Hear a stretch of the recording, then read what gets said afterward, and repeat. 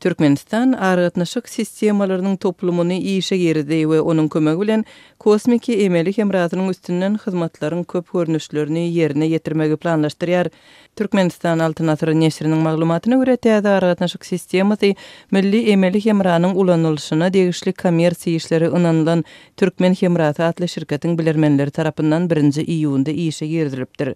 Öten teknik enjamlaryny bolsa kosmiki gurallary öndürýän ençime ýurdun şol sandy Belgiýanyň, Birleşen Ştatlaryň, Germaniýanyň we Kanadanyň kompaniýalary üpçün edipdir.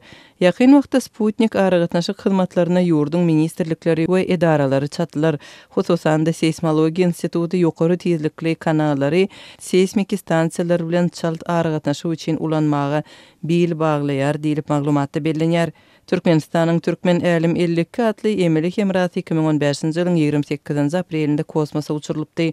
Resmi maglumatlara görä ol milli telewizionyň şeýlede onuň kuwatyndan peýdalanmak mümkinçiligine eýe bolmagy isleg bildiren telekanallaryň gepleşiklerini berýär.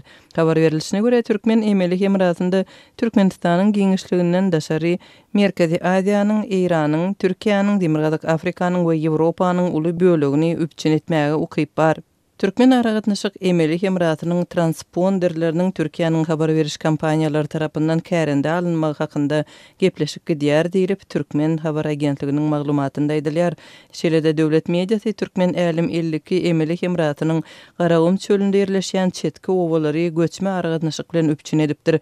Käbir owalaryň ýaşaýjylary bolsa argatnaşyk we internet argatnaşygyndan giýje gündiz peýdalanmak mümkinçiligine eýe bolupdyr. Şol bir wagtda Türkmenistanyň Kronikasy adly garaşsyz neşir internet boýunça bilermeniň pikirine salgylanyp Sputnik internetiniň ilatyň giňden ulanylmagyna niýetlenmeýänligini ýazýar. Sputnik interneti ören haýal, hususan da maglumatyň iýerilmeginiň tizliginiň pes bolmagy sebäpli diýip neşir bilermene salgylanyp ýazýar we Sputnik kanallarynyň gyssagly maglumatlary ýetirmegi talap etmeýän ugrlarda şol sanda seisma stansiýalary üçin oňoýlydygyny belleýär. Türkmenistanyň Milli Kosmos Agentliginiň düýbi 2011-nji ýylyň mart aýynda tutulupdy. 2017-nji ýylyň dekabr aýynda Türkmen hökümeti ikinji emelik emrany kosmosa uçurmak planyny eglan edipdi.